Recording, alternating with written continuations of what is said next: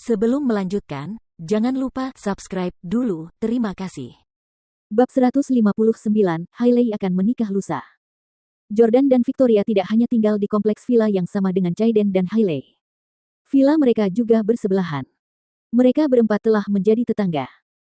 Chaiden bertanya pada Jordan, "Jordan, apa kau sengaja membeli villa di sebelah villaku? Apa sebenarnya yang ingin kau lakukan? Apa kau masih punya perasaan pada Hailey dan ingin memanfaatkan kehadiranku untuk berhubungan dengannya?" Chaiden mulai gelisah. Jordan dan Chaiden pernah bertengkar hebat sebelumnya. Karena itu, dia tidak dapat mengesampingkan kemungkinan bahwa Jordan telah menyelidiki kediaman Chaiden. Namun, Jordan tidak pernah menganggap serius Chaiden, jadi dia tidak menyelidiki tempat tinggalnya. Dia tidak menyangka mereka akhirnya akan menjadi tetangga di kompleks villa yang sama. Memang, rival cenderung bertemu. Ketika Hailey mendengar kata-kata Chaiden, dia menegang karena terkejut. Mungkinkah Jordan benar-benar sengaja pindah ke villa sebelah karena aku? Hehe, aku tahu itu. Pria konyol ini masih mencintaiku meskipun aku telah berselingkuh. Hailey tahu bahwa Jordan selalu menjadi pria yang setia, dan jauh di lubuk hatinya, ia berharap Jordan akan terus menyukainya. Dia adalah seorang wanita dengan sindrom putri yang suka dimanja oleh semua pria. Baginya, pria yang tidak bisa memuaskan harga dirinya adalah orang yang tidak pantas. Saat itu, Victoria berkata, "Saya yang memilih Jade Villa. Itu tidak ada hubungannya dengan Jordan. Kami bahkan tidak tahu kalau kamu tinggal di sana. Kalau kami tahu, kami tidak akan membeli villa di sana meskipun kamu memohon." Perkataan Victoria membuat kegembiraan di hati Hailey langsung sirna. Akan tetapi, Chaiden tetap merasa gelisah karena khawatir Jordan dan Hailey akan kembali menjalin kasih suatu hari nanti. Chaiden adalah pria yang sombong. Meskipun ia bisa menjadikan pria lain sebagai suami yang diselingkuhi, ia tidak akan pernah membiarkan dirinya diselingkuhi. Chaiden tiba-tiba mulai sedikit khawatir, dan dia bertanya lagi kepada Jordan, "Jordan Stelle, Hailey, dan aku akan menikah lusa. Kalian sudah datang ke New York City, dan sekarang kalian tinggal sangat dekat dengan kami. Kalian tidak berencana melakukan apapun di pernikahan kami, kan? Saya dapat mengatakan dengan terus terang bahwa saya tidak akan mengundang Anda ke pesta pernikahan." Teman-teman Chaiden, yang sudah tahu tentang Hailey, semuanya memuji kecantikannya.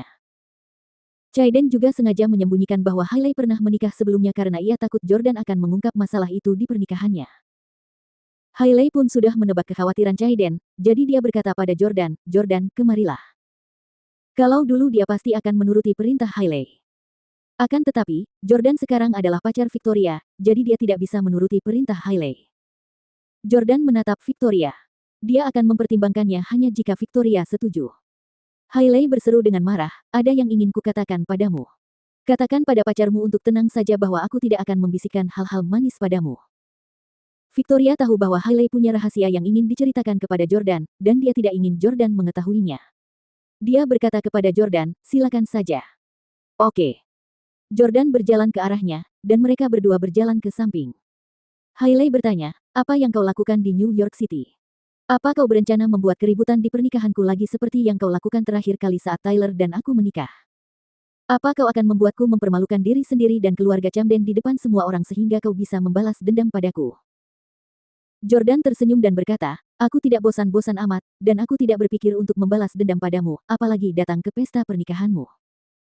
Jika aku tidak mendengar kabar dari kalian, aku tidak akan tahu bahwa kalian akan menikah lusa. Tapi aku benar-benar salut padamu. Kamu baru saja menceraikanku, tetapi kamu berhasil menemukan pria kaya untuk dinikahi lagi begitu cepat. Kamu bahkan sedang mengandung anakku." Hailey berbisik, teman-teman Chaiden dan orang tuanya bahkan tidak tahu bahwa aku sudah menikah atau sedang hamil. Jadi, aku sarankan agar kamu tidak mencoba menyakiti suamiku dengan sengaja di pernikahanku. Kita sudah menikah selama 3 tahun. Lagi pula, jangan bersikap kejam begitu. Jordan berkata tanpa berkata apa-apa, "Sudah kubilang, aku tidak pernah berpikir untuk melakukan itu, dan aku tidak akan pernah datang ke tempat pernikahanmu. Aku akan benar-benar merasa jijik saat melihatmu mengenakan gaun pengantin dan mendengarmu mengucapkan janji cinta. Anda." Hailey mengangkat tangannya saat dia merasakan dorongan untuk menamparkan Jordan. Akan tetapi, ia merasa bahwa dirinya bukan lagi istri Jordan dan tidak berhak lagi menamparnya. Lagi pula, Victoria ada di sini, dan dia takut kalau dia memukul Jordan, Victoria akan datang dan menamparnya dengan keras lagi. Dia juga sedikit takut pada wanita itu. "Baiklah, tapi jangan hancurkan semuanya untukku," kata Hailey. Namun, pada saat ini, dia mendengar suara wanita yang sangat dikenalnya. "Hailey, kamu di sini."